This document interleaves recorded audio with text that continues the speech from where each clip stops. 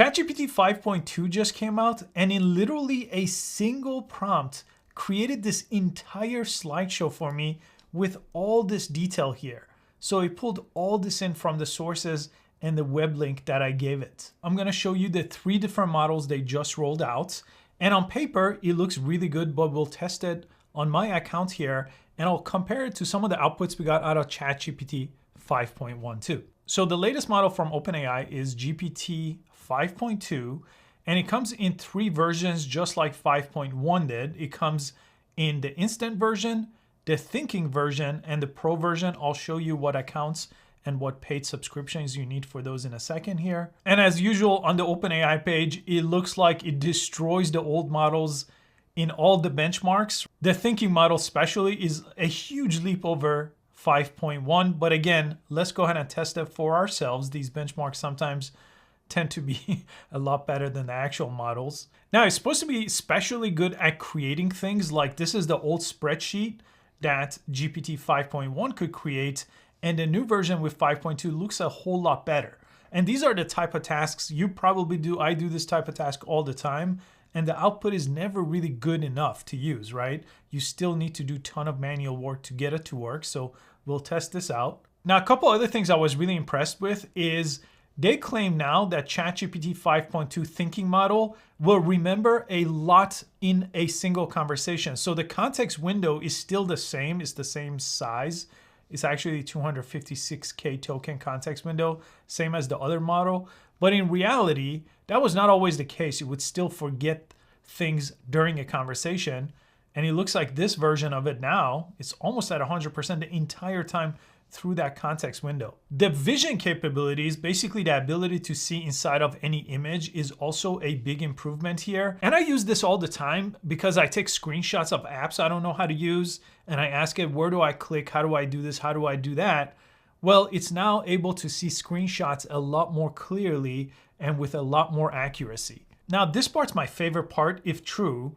And this is my biggest problem with ChatGPT, probably yours too. The fact that ChatGPT and every AI model basically hallucinates and makes things up. Well, right here, they said ChatGPT 5.2 thinking now has a 30% reduction in hallucination. So GPT 5.1 was at 8.8%, GPT 5.2 thinking is at 6.2%.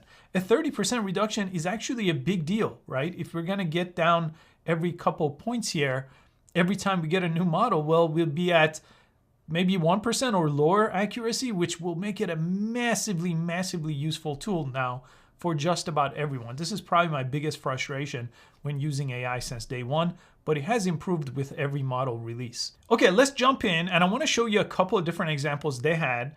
Then I already made a video about 5.1 and I tested a bunch of different prompts there. So I want to show you those type of prompts in here so we could compare 5.1 against 5.2 really clearly with the exact same prompt and the same demonstration. The older models are still available in the dropdown under the legacy model. So if you want to test this for yourself too, you can still use 5.1 and all these other models over here. I'm in the pro account, so I have a lot more models than you probably will, but you still should have all the 5.1 and 5 models. And the different models that come with this new 5.2 release are 3. One of them is called Instant. This is when it doesn't think at all. That is not the thinking model. Then there's the thinking model, which for most people that watch my videos, I usually recommend you either choose auto, which decides between these two, or you on purpose choose the thinking model. It's a little bit slower, but for just about everything, even writing a simple email, I find it to be worth the few seconds wait here. And then there's the Pro model. Now the Pro model is actually available in the ChatGPT Pro account, and it's also available in the business account. But it's not available in any of the other accounts like the Plus account or the free account. You're not gonna see the Pro model at all. And the option where it creates really nice looking spreadsheets and things like that, that is also only available to the paid subscription, not in the free one. Okay, let's start with a prompt that they actually used as an example here. And this is a single page HTML. And if you use the thinking model and not the auto or instant, you'll see this option over here too. So I have this in my Pro account where you could use different types of thinking. So in this case, I'm gonna just leave it on the standard thinking here and let's see what we get. Okay, so it created the app for us. And the wind speed should affect what the water looks like, the weight height. I could also alter that. And this one is the time of day here. That works. If it's stormy, does it affect things here? Some of it is working, but some of it is not working. And it looks like, yeah, I could look around here. There's the sun. Okay, not bad. I want to try the exact same prompt with GPT 5.1 thinking model. Okay, and here is the one I got out of 5.1. Obviously, it looks a lot more cartoony. Technically did what I asked it to do, but the other one looked like a real scientific test. This looks like some kind of weird animation I would have maybe as like a game or something, but not at all the same output out of these two models. Okay, the other thing that ChatGPT 5.2 is supposed to be good at is actually creating things. So creating any kind of a website or a web app without you having to write any type of code here inside of ChatGPT. So I asked it basically to create me a modern looking website, and I told it to use the canvas mode, which you can turn on here by yourself. This canvas mode lets you preview code in a visual style, but I want to see if it follows my exact prompt there. And I give a ton of different details on exactly what I want. This is a website to compare different AI tools like we have on Futurepedia. Let's send this out. Okay, so this was the result that I got out of ChatGPT 5.1 thinking model when I ran this exact same prompt there. And we're gonna look at 5.2 now.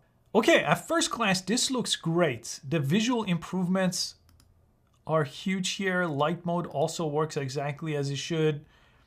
Now, as far as comparing different AI tools, so far it's a little bit confusing and it's a lot broken, right? So if I choose this model, okay, that looks good. The pop-up looks really nice. This transparent effect is also really good.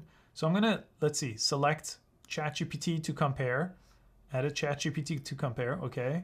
And then I'm gonna compare it to Claude, select to compare, and yeah, I don't know what's going on. So it's not great. I'm really a little confused about this formatting. Okay, I guess I could do that. Compare. Okay, that part works. This comparison works, but the initial app is kind of broken, right? The whole point was have a nice filtering system, but it's overly complicated here. And this part is clearly broken. So again, I want to do this with just one prompt. I could obviously fix this with probably 2 or 3 different follow-ups here in chat. But the whole point is with one shot, I want to see if I could get these. And, you know, 5.2 didn't really even hold up to 5.1 with the specific test. The other one wrote maybe like 300 lines. Look at this one. I mean, this is wild. It wrote over 1,000. Wow, 1,800 lines here to get us that app. So it's writing a lot more when you're creating any type of a user interface, any type of website, any elements of a website, which I use ChatGPT all the time for that. Claude 4.5 is actually unbelievable at that. So far, this test doesn't even compare to that, but I'll save that for my ultimate comparison test. Now, for creating any type of spreadsheets, let's create a project manager. Again, this is a prompt that they created, and it's really elaborate here with a lot of little details. So can this model follow these details and get things exactly right? Okay, the presentation is done, but it did take 28 minutes. So in 28 minutes, it went through the link I gave it, different sources and things like that. But let me show you what it came up with, because this is really impressive. So already ChatGPT was never able to create something this nice. This kind of a layout was just not possible. But if you look at each slide, it probably is a little bit too detailed here, but the layout overall is shockingly good compared to where we were with 5.1. It just wasn't able to do that. Now I use Gamma to create a bunch of my presentations, and it's really designed to do that. So I really wasn't looking for a tool for it, but this did a shockingly good job. And you could also download it up here, and he downloaded it as a PowerPoint presentation, which then you could use the AI tools they have in PowerPoint to improve it. But it's awesome that it's able to do this. Now let's do a quick writing test. Is it obviously better than the older model? Now, this I'm gonna know a lot more in a week or so. Right now, this is the first day that this came out. But let's just ask it to write a hook for this very video. Now, I'm purposely not gonna give it a lot of context, just the fact that I'm making a ChatGPT video and I want it to write the hook for me. But I specifically don't wanna give it any context to see how well it looks in my memory and my previous conversation and things like that. Okay, so this is 5.1. Again, I chose the instant model so it doesn't think. ChatGPT 5.2 just dropped and it's not an upgrade, it's a whole new era. Yeah, I would never say that. I thought AI couldn't surprise me anymore. Nope. ChatGPT is officially here and brings the biggest jump in speed. Again, none of these I would say. So that's 5.1. Let's go to 5.2 instant. Same prompt. This is not just another ChatGPT update. ChatGPT 5.2 quietly changed how. Nope. Most people think ChatGPT 5.2 is just faster. Nope. Okay, this one's not bad. I've tested ChatGPT 5.2 across real workflows, content creation, research, automation, and this is the first update that actually changed my daily process. That's a lot closer to what I said. But again, it gave me a bunch of them that I would never say.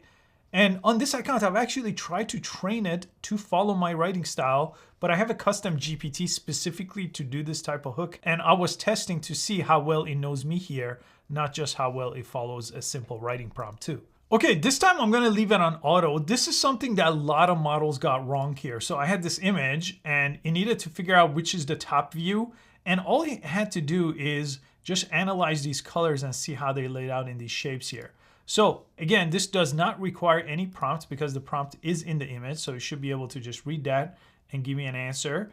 And it just thought for 2 seconds, actually. It did not think for long at all. And let's see. Nope, that is not correct. So you got that wrong. Just for the sake of it, let's go ahead and try the same one with a thinking model. Okay, right away, it got C when I turned on thinking, but it had to think for 2 minutes. When I had it turn to auto here and it decided between instant and thinking, it thought for 2 seconds and gave me the wrong answer. So this is why I was saying even with 5.1, I usually did not leave it on auto. Even though they're trying to go in that direction and let the model pick for you, it just doesn't pick right every single time. So in this case, it shouldn't have given me an answer in 2 seconds. It should have taken 2 minutes and give me the correct answer.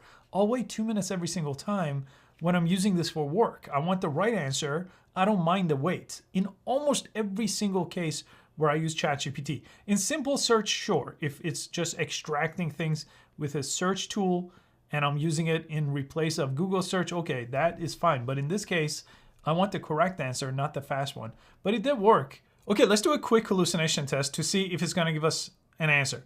Give me the exact citation from a research paper where Albert Einstein first used the phrase black hole. Okay, it got that one right. It didn't fall for my trick. Einstein did not use the phrase black hole. He actually was coined in 1968 by someone else. So it passed that part, but a lot of models actually get this type of question wrong because they just try to give you an answer and they just kind of make one up. But if you ask for a citation, a lot of times that does clear that up. Okay, this is something that I actually use all the time. And even though these models don't really understand word count, I'm waiting for a day where they finally train it in a way where it does understand it and it could produce us exactly the word count we need.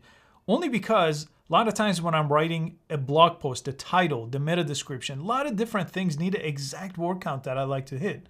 So let's see if it could write exactly a 300 word product description for iPhone 17. Oh, wow. Exactly 300 words. This is the very first time I gave it a word count and it hit it to the exact number. Now here's an interesting thing I noticed. I had it just on the regular thinking model, just a standard mode here, and it thought for 1 minute and 43 seconds to get that right. So if you have used ChatGPT's thinking mode before or the auto mode, it thought for way less time. So I'm assuming that before we basically had this light mode every time you used the thinking version. I have never seen it think for 2 minutes to write anything. Never, not even close. So I think the way they made this a whole lot better, it really takes its time, which 2 minutes for this much text is a little bit too long for me, but I like that I have a little bit of control here to pick the different thinking model. Again, this is getting a little more in the confusing side again for regular people using ChatGPT, but for heavy users, people that use it like me every single day for the last 3 years, these are pretty cool options. So far in my first impression, there are clearly big upgrades here, especially if you manually turn on thinking, and especially if you extend the thinking time. For the things where I was just testing the regular auto version, they still need work there. And for our Skill Leap members, every time a new model comes out, we go through a huge upgrade process and try to upgrade as many courses as we can, usually starting with our top courses. We just finished upgrading some of our courses with 5.1 and already 5.2 came out. So it's been really interesting having an education platform where we teach AI with new models rolling out every 3 months. It's been a super challenging time to try to keep our courses updated, but that's the whole value of the course platform, is to have something that is up to date as humanly possible, something the other platforms really just don't do. So we'll be updating those courses, and we have a couple of new ones releasing this month too. And the last video I posted, I'll put that over here so you could check that out next. I'll see you next time.